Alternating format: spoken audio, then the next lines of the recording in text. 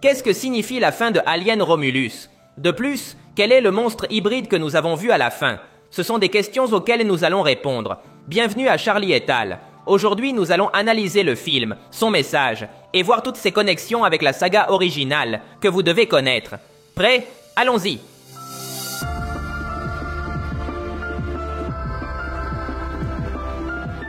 Le film nous raconte l'histoire de Rain, une jeune femme qui travaille sur une planète minière pour la corporation Weyland-Yutani. Elle vit avec son frère, un robot appelé Andy. La vie des deux est lamentable, et ils n'ont aucun avenir dans cet endroit. Mais tout change lorsqu'ils découvrent avec des amis un vaisseau à la dérive dans l'espace.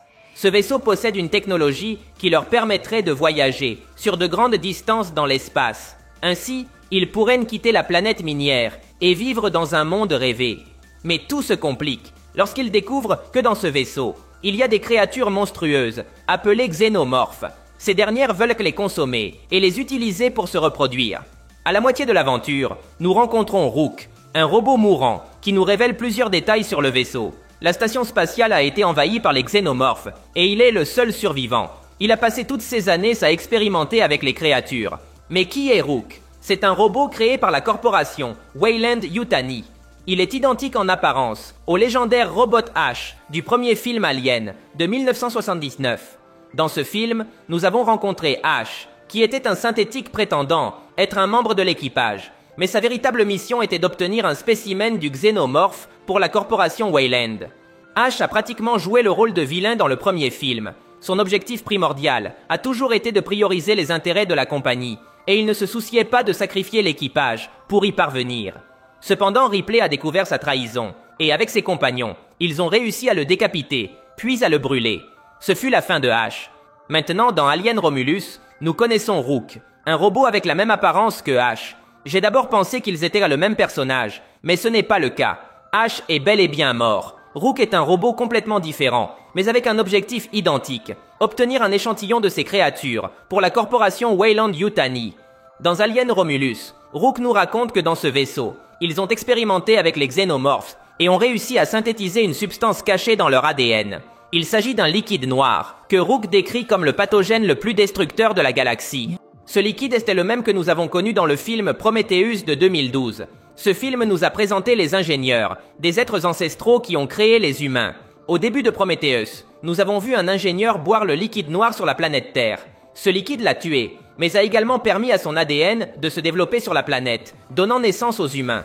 Dans la suite de Prometheus, Alien Covenant, nous avons vu un robot appelé David utiliser le liquide noir pour détruire une planète des ingénieurs. Comme l'a dit Rook, ce liquide est la substance la plus dangereuse de la galaxie. Cependant, Rook nous dit que ce n'est pas tout ce qu'il a découvert. En travaillant avec le liquide noir, il a réussi à synthétiser un sérum aux propriétés miraculeuses. Celui-ci s'appelle Prometheus 5. Selon Rook, le sérum serait capable de faire évoluer les humains à un nouvel état de supériorité. Le film nous montre même comment, lors de ses expériences, il a injecté une souris mourante avec le sérum, et celle-ci s'est régénérée miraculeusement. Le sérum Prometheus 5 porte ce nom en référence évidente au film Prometheus de 2012. Même les plus attentifs auront sûrement remarqué que lorsque Rook mentionne le mot Prometheus, la chanson du film de 2012 se fait entendre. Cependant, Rook n'a pas dit toute la vérité. Quelques instants plus tard, nous voyons que la souris ne s'est pas seulement guérie, mais a commencé à muter en un monstre horrible qui a fini par mourir.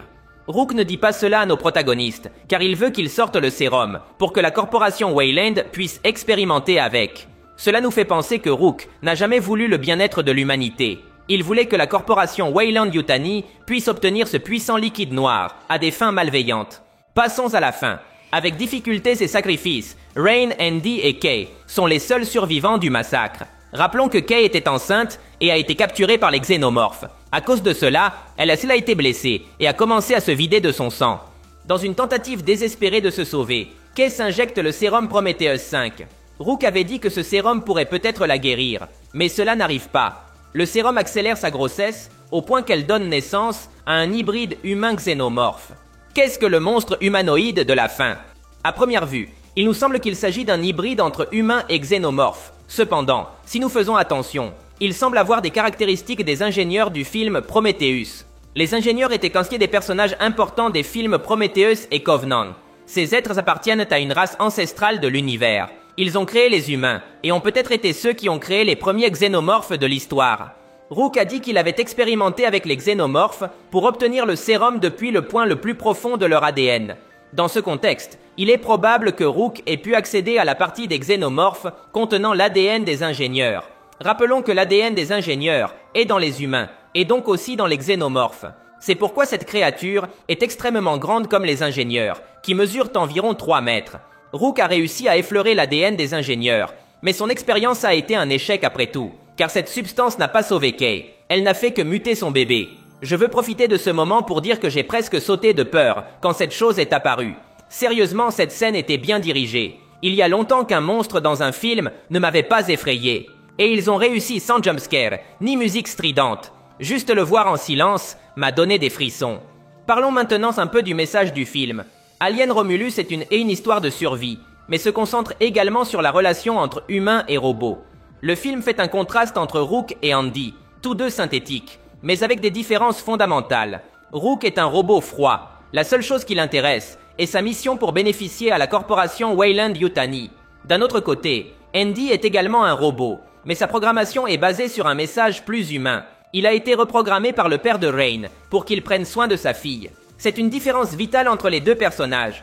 Rook est né d'une programmation plus égoïste et corporative, tandis qu'Andy est né de l'amour d'un père pour sa fille. Ainsi, le film nous montre comment Andy exprime cet amour envers Rain, même s'il ne peut vraiment le ressentir, puisqu'il est un robot.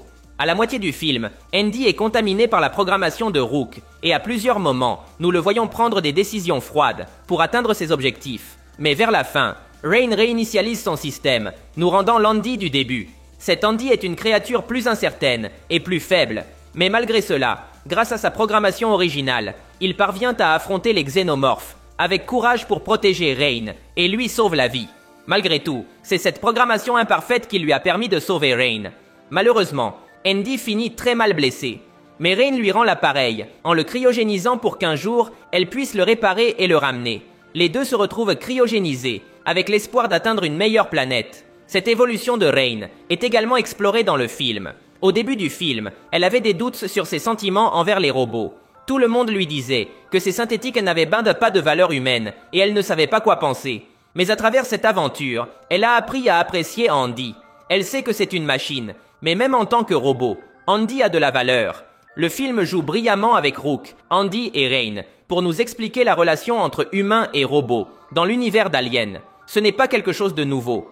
Cette saga est très bonne pour écrire des histoires avec les synthétiques. Nous avons déjà pu le voir avec David dans les nouveaux films et avec Bishop dans la saga originale. Les synthétiques sont une partie fondamentale de la saga, et je suis très heureux que dans ce film, ils aient été traités avec ces idées plus émotionnelles, allant même jusqu'à les humaniser. Mais ils ne leur retirent jamais leurs caractéristiques fondamentales de robots. Mais bon, c'est tout pour aujourd'hui. Si tu as aimé la vidéo, cela m'aiderait énormément si tu me laissais un like. Ce serait légendaire. De plus, n'oublie pas de t'abonner car je posterai plus de vidéos sur tes séries et films préférés. Merci de m'avoir écouté. Mon nom est Charlie et nous nous verrons à l'avenir.